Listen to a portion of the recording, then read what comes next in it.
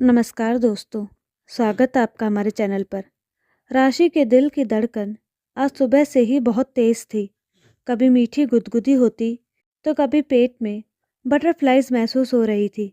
वो आज के दिन के लिए पिछले कुछ दिनों से तैयारी कर रही थी। वैसे उसे तैयारी की कोई ज़रूरत नहीं थी। ऊपर वाले ने उसे तराश कर बनाया था। दूध में पड़े केसर सी रंगत, बड़ी बड़ी पानीदार आंखें, स्याही चमकीली और घुटनों तक झूलती घनी केश राशि। जो भी देखता कुछ पल के लिए थम सा जाता था। राशि स्वयं भी अपने रूप से अनभिज्ञ नहीं थी। उसे इसका पूरा आभास था और इसने उसे रूप गर्विता बना दिया था। इसके अतिरिक्त वो अपने उच्च मध्यम वर्गीय माता पिता की एकमात्र संतान भी थी। इसका इस साधारण अर्थ ये था कि वो न केवल ऊंचे सपने देख सकती थी, वरन उन सपनों के यथार्थ में परिवर्तन होने की भी पूरी संभावना थी। उसकी सोच की इन्हीं उड़ानों में था उसका सपनों का राजकुमार। उसका राजकुमार सुंदर, सजीला और बांका जवान था, जिसकी धूमिल से छवि सदैव उसके मन पर छाया करती थी। और आज वो सपनों का राजकुमार सच में आने वाला था। लड़का अच्छी नौकरी में उच्च पदासीन है, बड़े परिवार से है, और सबसे बड़ी बात, राशि के पापा लड़के के परिवार को अच्छे से जानते हैं। यही सब बार बार खुद से कहकर वो पिछले कई दिनों से लगातार लड़के और उसके परिवारों की तारीफों के पुल बांध रहे थे। जानती हो, आज के ज़माने में राम जैसा लड़का मिलना मुश्किल है। इतनी ऊंची पोस्ट पर होने के बाद भी वो बहुत सीधा साधा है। उनका परिवार पैसे वाला और संस्कारी है, और राम भी हमारी राशि की तरह इकलौता है। उन्हें बेटी मिल जाएगी और हमें बेटा। इतना कहते हुए पापा निहाल हो जाते और हाथ जोड़कर कुछ बुदबुदाते हुए ऊपर आसमान की तरफ देखने लगते। पापा की निरंतर की जाने वाली तारीफों और लड़के के नाम राम ने राशि के दिल की धड़कन बढ़ा दी थी। कितना प्यारा नाम था, राम, हॉट एंड हैपनिंग। इसके अलावा टीवी सीरियल्स ने भी इस नाम को काफ़ी हॉट बना दिया था। इस तरह राशि के सपनों के राजकुमार ने छवि के साथ नाम भी नायक वाला अपना लिया था। और आज वही दिन था जिसका राशि को न जाने कब से इंतज़ार था। धीरे धीरे दिन खिसकने लगा और तभी बाहर गेट पर गाड़ी रुकने की आवाज़ आई। घंटी बजी और फिर मेहमानों के कदमों की आहट कॉरिडोर से होकर अंदर ड्राइंग रूम में जाकर थम गई। ड्राइंग रूम से उठती हंसी की आवाज़ों के बीच राम की आवाज़ को अनजानी होने पर भी राशि पहचान पा रही थी। आज उसकी चेतना जैसे उसके कानों में स्थिर हो गई थी। राम की शांत आवाज़ गहरी और पौरुषपूर्ण थी। इस आवाज़ से राम की कल्पना छवि राशि के मन में साकार रूप लेने लगी। तभी मम्मी की आवाज़ कानों से टकराई। उसके लिए बुलावा आ गया था। उसकी पूरी देह थरथरा उठी। वो मुख पर स्मित मुस्कान लिए धीरे धीरे कमरे में पहुंची। उसके पहुंचते ही सभी की आंखें उसकी तरफ उठ गई, और वो आंखें भी जिनके लिए उसके मन में अनेक सपने थे। उसके रूप का प्रभाव ऐसा था कि सभी कुछ पल के लिए ठिठक गए।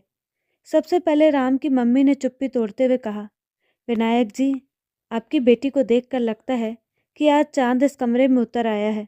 अगर आपको मंजूर हो तो इस चांद को मेरे घर की शोभा बना दीजिए। ये सुनकर राशि की गुलाबी रंगत सुर्ख हो गई, और वो राम की आंखों को अपने चेहरे पर महसूस कर रही थी, पर वो स्वयं उसे देखने की हिम्मत नहीं जुटा पाई। विनायक जी ने शायद उसकी इस दुविधा को समझ लिया था। हम लोगों ने तो समझ लिया है, अब तुम दोनों भी एक दूसरे से बातचीत करो और देख समझ लो। इतना कहकर उन्होंने हंसते हुए राशि की माँ से चाय की व्यवस्था गार्डन में करवाने के लिए कहकर राम के मम्मी पापा को लेकर गार्डन में चले गए। अब ड्राइंग रूम में राशि और राम अकेले बैठे थे। दोनों ही समझ नहीं पा रहे थे कि बात कहाँ से शुरू करें। राशि की स्थिति तो और ज़्यादा खराब थी। वो जिस पल का इंतज़ार हमेशा से कर रही थी, उसके आते ही उसकी गर्दन शर्म संकोच से ऐसी झुक गई थी कि वो उसे उठा ही नहीं पा रही थी। खैर, जैसे तैसे बातचीत का सिलसिला राम ने ही शुरू किया और पूछा, आपका नाम क्या है? अपने इस मूर्खतापूर्ण प्रश्न को जब तक सुधारता, राशि ने बिना सिर उठाए खिलखिलाते हुए जवाब दिया, राशि।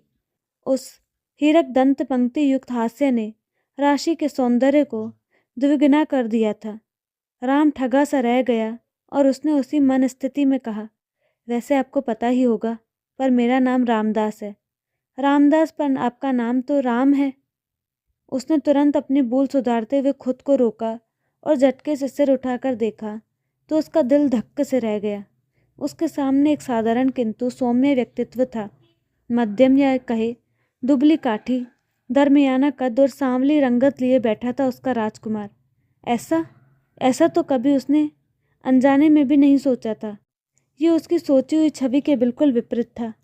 राम के पूरे व्यक्तित्व में सबसे आकर्षण थी उसकी आंखें, बिल्कुल साफ और पारदर्शी, जिनमें राशि के लिए अपार स्नेह छलक रहा था।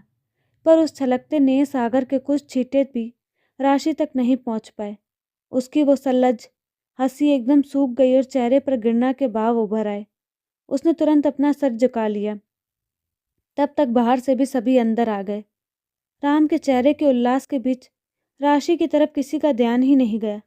राम की मम्मी ने झट से अपना पर्स खोला और एक कीमती सेट और शगुन का नेक राशि के आंचल में डालते हुए कहा, आज से आपकी बेटी हमारी हुई। राशि मन ही मन उबल रही थी, पर सबकी खुशी पर आघात करने की हिम्मत नहीं हुई। वो चुपचाप सारी औपचारिकताओं को झेलती रही और उसका ये आक्रोश लड़के वालों के जाते ही मम्मी पर निकलने लगा। क्या ज़रूरत थी इतनी जल्दी सब करने की?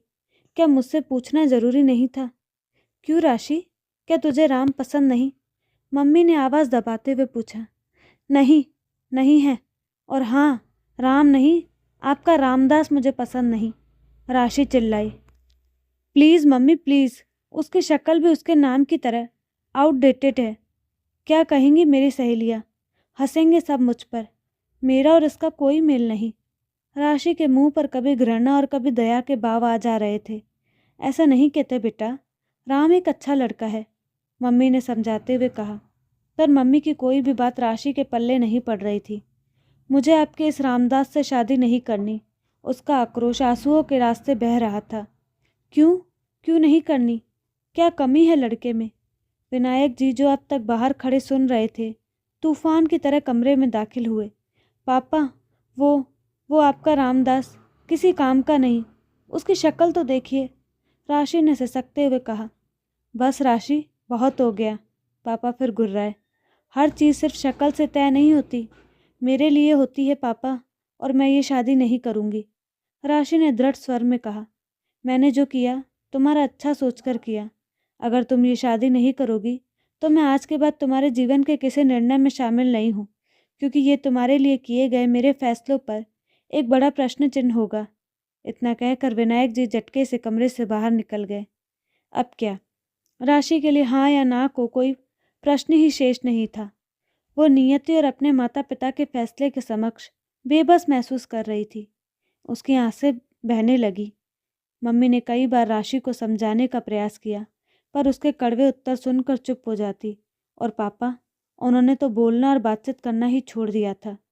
कई दिन रोने और अफसोस करने के बाद राशि का मन विद्रोह पर उतर आया और उसने शादी से पहले अपनी ज़िंदगी अपनी तरह से जीने का निश्चय कर लिया। उसने पास के एक कोचिंग सेंटर में अप्लाई किया और उसे तुरंत वहाँ नौकरी भी मिल गई। शुरू के दिन बोरिंग थे, पर जब एक बार वहाँ बाकी लोगों से उसका परिचय हो गया तो उसे वहाँ आना जाना अच्छा लगने लगा। वहाँ उसे सबसे अच्छा तब लगता था जब अजीत उसके आसपास होता था। लगभग 6 फुट की लंबी तगड़ी देह, यष्टि चौड़े स्कंद और विस्तृत वक्ष स्थल के साथ हल्की सांवली रंगत, छोटे मिलिट्री कट बाल और मुख पर हल्की ट्रिम की हुई दाढ़ी मूछ, कुल मिलाकर वो राशि के सपनों के राजकुमार की प्रतिकृति था। उसे पहली बार देखकर राशि ठगी सी रह गई थी और उसके बाद वो हर समय किसी न किसी बहाने उसके आसपास रहने की कोशिश करती थी। अजीत बातचीत में बहुत अच्छा था। उसकी बातें इतनी मीठी और अपनापन लिए होती थी कि सबको लगता था जैसे वो उसे बहुत पहले से जानते हैं। धीरे धीरे वो राशि के मन में एक गहरी जगह बनाने लगा था।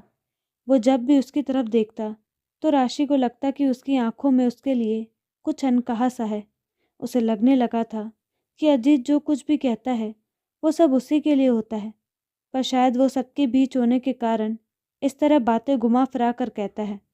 अजीत कभी फिल्मी डायलॉग बोलता, कभी गाने गाता, कभी धीरे से मुस्कुराता और कभी ठहाका लगाकर राशि के दिल की धड़कन बढ़ा देता। अब वो हर पल इंतज़ार करने लगी कि कब अजीत उससे इजहार करेगा। वो उसके दिलो दिमाग पर इस तरह छाने लगा कि वो सोचने लगी कि अजीत के एक बार प्रपोज करते ही वो भी उसे तुरंत अपने दिल की बात कह देगी और फिर बिना देरी के मम्मी पापा से मिलवा देगी। वो अगर मान गए तो ठीक, वरना वो अब किसी की परवाह नहीं करेगी। दिन बीत रहे थे और राशि का हर पल अजीत में डूब रहा था। वो उसके प्रपोज का इंतज़ार कर रही थी, पर वो था कि कुछ कहता ही नहीं था। इस अंतहीन इंतज़ार से जब उसके सब्र का बांध टूटने लगा, तो उसने खुद से पहल करने का निर्णय किया। वो मन ही मन सोचने लगी कि अजीत से अपने मन की बात कैसे कहे। वैलेंटाइन डे करीब ही था और इससे अच्छा दिन किसी प्यार करने वाले के जीवन में हो ही नहीं सकता। उसने इसी दिन अजीत से सब कुछ कहने का निश्चय किया। वो इस डीप प्रपोजल की तैयारी करने लगी।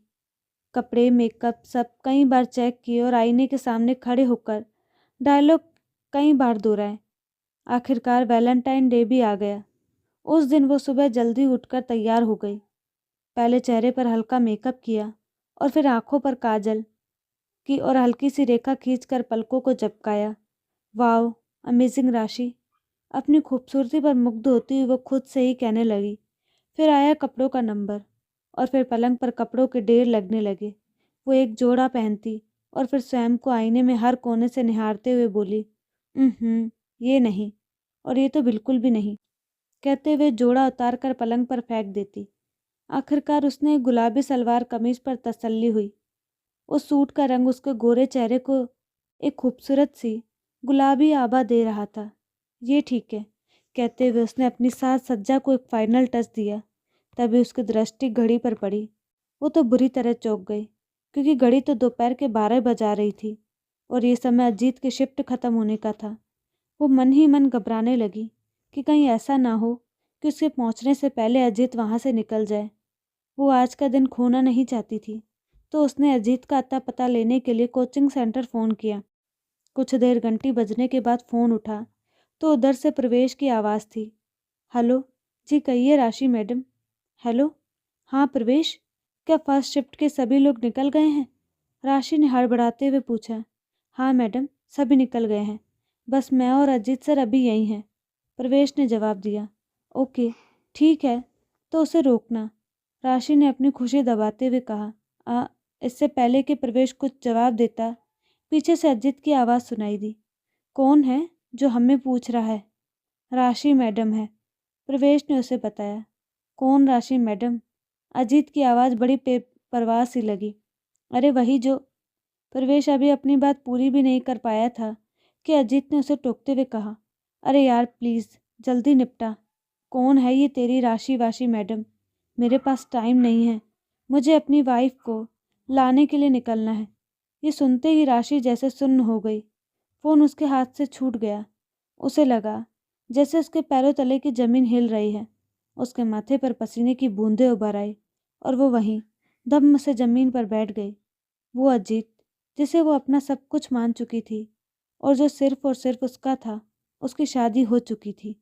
वो अजीत जिसके सिवा उसे कुछ दिखाई नहीं देता था, वो अजीत उसे पहचान तक नहीं है। फ्लर्ट, धोखेबाज, चालू और भी न जाने क्या क्या कह गई।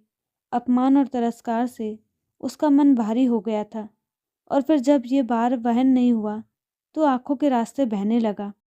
उसने अपना सैंडल, ज्वेलरी सब निकाल कर फेंक दिया और पलंग पर रखे कपड़ों के ढेर में मुंह छिपा कर सिसकने लगी। जब रोकर मन का भार हल्का हुआ तो उसके मन में फिर से अजीत की छवि उभरने लगी, पर इस बार दिल और दिमाग दोनों निष्पक्ष थे। उसके मन में सारी घटनाएं घूमने लगी। उसे ध्यान आया कि अजीत ने कभी अकेले में उससे कुछ नहीं कहा। वो जो भी कहता था पूरे ग्रुप के बीच और पूरी मस्ती में कहता था। शायद ये उसका अंदाज था। ये तो उसकी एक तरफा सोच या गलत फहमी थी जो वो इतना आगे तक सोचने लगी थी। क्या होता अगर मैं उसे प्रपोज कर देती? मेरी क्या इज्जत रह जाती? हे भगवान, आज तुमने मेरी इज्जत रख ली। ये सब कहते हुए आज पहली बार उसने भी पापा की तरह ही हाथ जोड़कर ऊपर देखते हुए परमात्मा को धन्यवाद दिया। अब उसकी आंखों के सामने मम्मी पापा के हताशा भरे चेहरे उभरने लगे। उसका मन गलानी से भर गया। इसके बाद राम की सरल छवि उभरी। उसकी वे आंखें जिनमें उसके लिए अथाह प्रेम छलकता था और जो बिना कहे भी सब कुछ कहते थे। अब उसे याद आया कि उसने पिछले दिनों से कई बार ऐसा बहुत हो चुका था जिसने राम का मन दुखा होगा, और उसकी कुछ हरकतें तो ऐसी थी कि शायद उसके कारण वो उससे अपनी शादी के फैसले पर भी दोबारा सोच रहा हो। ये ध्यान में आते ही वो काँप उठी और उसने तुरंत अपनी गलती सुधारने का निर्णय लिया। उसने मुंह धोया, बाल और कपड़े ठीक करके पापा के कमरे में पहुंच गई। वहां पापा चुपचाप कुर्सी पर बैठे रिमोट से टीवी चैनल बदल रहे थे। स्पष्ट था कि उनका ध्यान टीवी में नहीं, कहीं और ही लगा हुआ था। पापा, उसने विनायक जी के कंधे पर स्नेह से हाथ रखते हुए कहा। कौन? पापा ने चौंकते हुए कहा। पापा, आई एम सॉरी, मुझे माफ़ कर दीजिए। आप ठीक थे। मुझे राम पसंद है, पर मैं शादी से पहले एक बार उससे मिलना चाहती हूँ। राशि ने झिझकते हुए कहा। हाँ हाँ, क्यों नहीं? पापा को चुप देखकर मम्मी ने उत्साह से उत्तर दिया। मैं आपसे मिलना चाहती हूँ। उसने राम को फ़ोन किया। कहाँ और कब? क्या कुछ ज़रूरी था? दूसरी तरफ राम का असमंजस से भरा स्वर उभरा। जी, क्या हम लंच के लिए मिल सकते हैं? जी, मैं आपका इंतज़ार करूँगा, राम ने संक्षिप्त उत्तर दिया। राशि ने जल्दी से मेकअप ठीक किया और लंच तक राम के पास पहुंच गई। एक औपचारिक मुस्कान के बाद दोनों चुपचाप बैठ गए। जब चुप्पी भारी लगने लगी तब राम ने धीरे से पूछा, आपको कुछ कहना था? जी, जी नहीं, जी हाँ, राशि ने अटकते हुए कहा, क्योंकि वो नहीं जानती थी कि वो जो करने जा रही है वो ठीक है या नहीं। राम ने मुस्कुराते हुए उसकी तरफ देखा। राशि का चेहरा अब तक सुर्ख हो चुका था। उसके होठ और हाथ काँप रहे थे। राम समझ नहीं पा रहा था कि आखिर वो कहना क्या चाहती है। Be be be my valentine Ram, उसने पर्स से गुलाब निकालकर राम की तरफ बढ़ाते हुए कहा। राम ने एक सुखद आश्चर्य के साथ गुलाब लेते हुए एक मीठी सी स्मृति उसके माथे पर अंकित कर दी। राशि की आंखें झुक गई और चेहरे पर एक सल्लज मुस्कान फैल गई। आज उसके सपनों के राजकुमार की कल्पना छवि ने साकार रूप ले लिया था। तो दोस्तों, आपको कहानी कैसी लगी? अपनी राय कमेंट बॉक्स में ज़रूर दें और साथ ही हमारे चैनल को लाइक शेयर सब्सक्राइब करना ना भूलें। धन्यवाद।